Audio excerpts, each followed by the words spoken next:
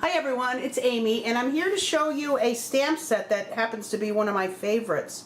It's new, so I've just been playing around with it today, and it is a 3-step stamping, and I'd like to show you what I go through in deciding which colors I use, how I stamp it, and then also adding a mask. So let me get started. The stamp set is called the Sweet Life, and let me bring you down.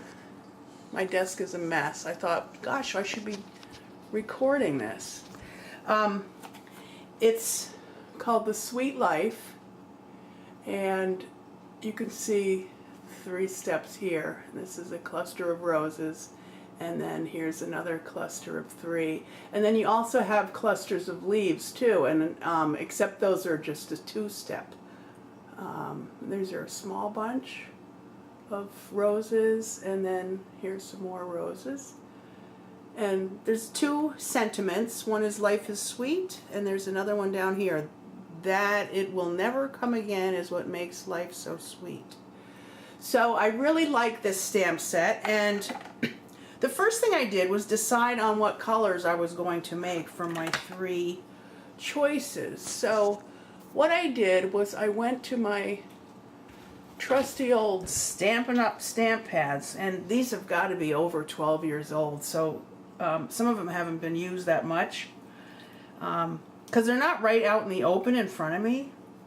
I usually have my Tim Holtz, my other ink pads, but I like the variety of the range of pinks or any color with the Stampin' Up!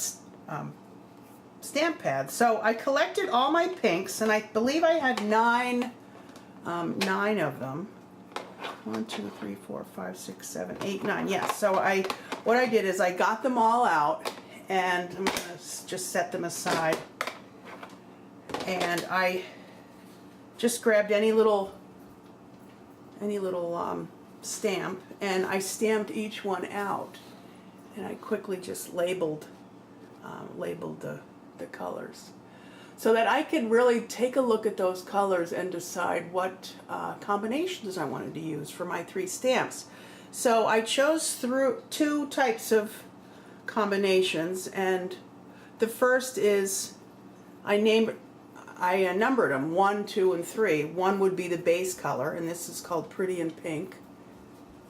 This one right here, and then 2 is the middle image, and that's Positively Pink, and then the 3rd one is Rose Red. And I tried that out, and I believe, yeah, this is it. This is how they came out. So I really like that combination. So what I did is I got those 3 ink pads out and lined them up and used those. Now where's my practice sheet? I tried another combination, and this combination has the more violet colors in it. So I used Mauve Mist for the base, Cameo Coral, and then Rose Red for the top. And I wasn't too happy with that because that's what it turned out. That's what it turned out. And I don't think I like the coral with it. So I tried again. I tried just the 2 steps, and I did the base and then the final layer, and I didn't like that because I didn't think that there was enough to that. And then I tried it again, and I don't know, I just might have been that stamp. I don't know whether it was right on target or not, but so anyway, I chose the 3, which my original 3, Pretty in Pink, Positively Pink, and Rose Red. And what I did is I stamped a whole sheet, and look at these, they're beautiful.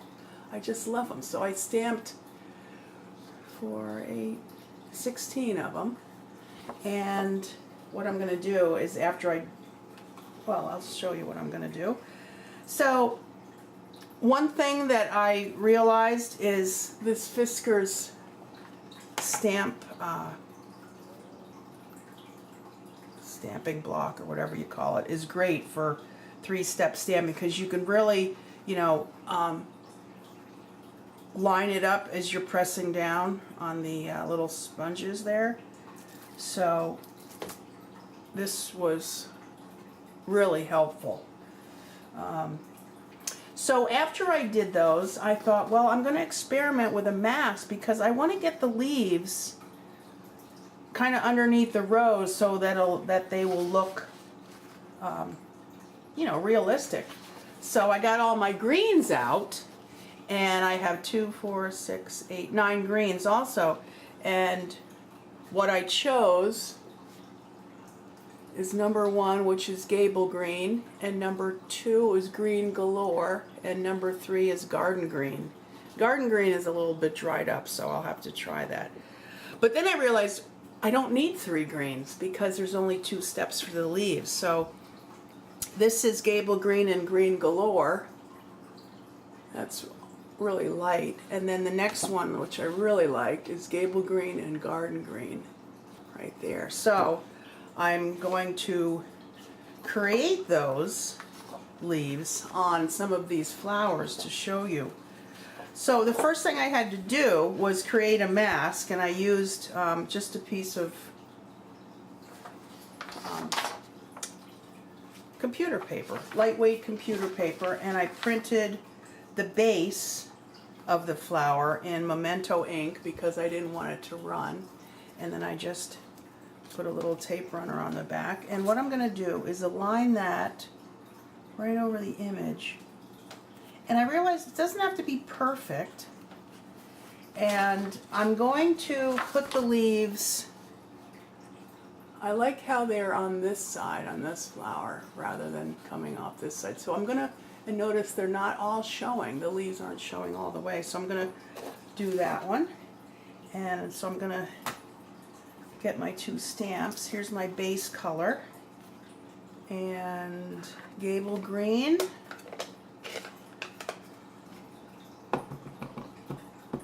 And I have a paper towel handy to make sure that edge is clean.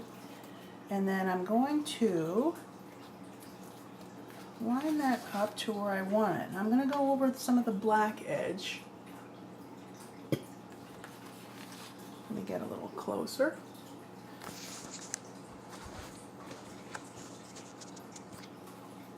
Disregard that top one, that's a mistake there. And I'm going to put it right there like that.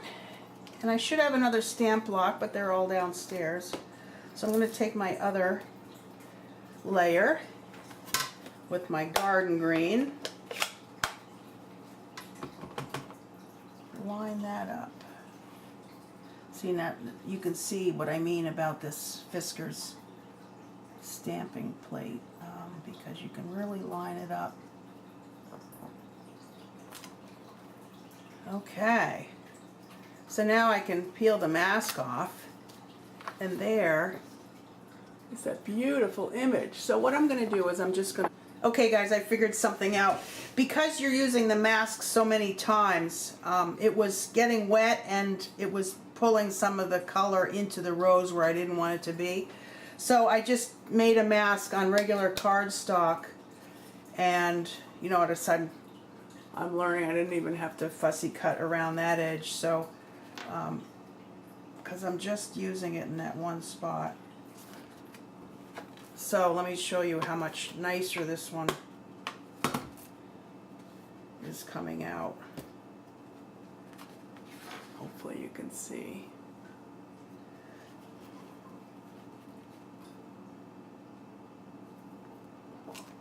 And it goes a lot quicker too. It's a little easier to handle.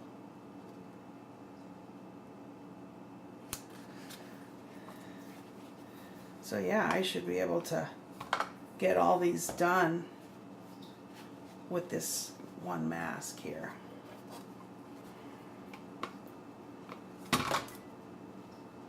So the best way is just trial and error and do a bunch of them. and then you learn all the little tricks.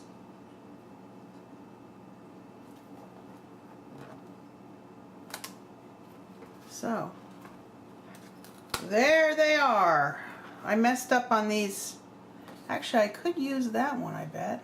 Let me do that one. Okay, so I did 4 different sets, 4 colors, and like I said, my marker, my ink pads are drying up, so you know it's not the most solid image, but there's the pink. I think the pink's my favorite. And then this is the orange and coral. Pretty. And then the purple.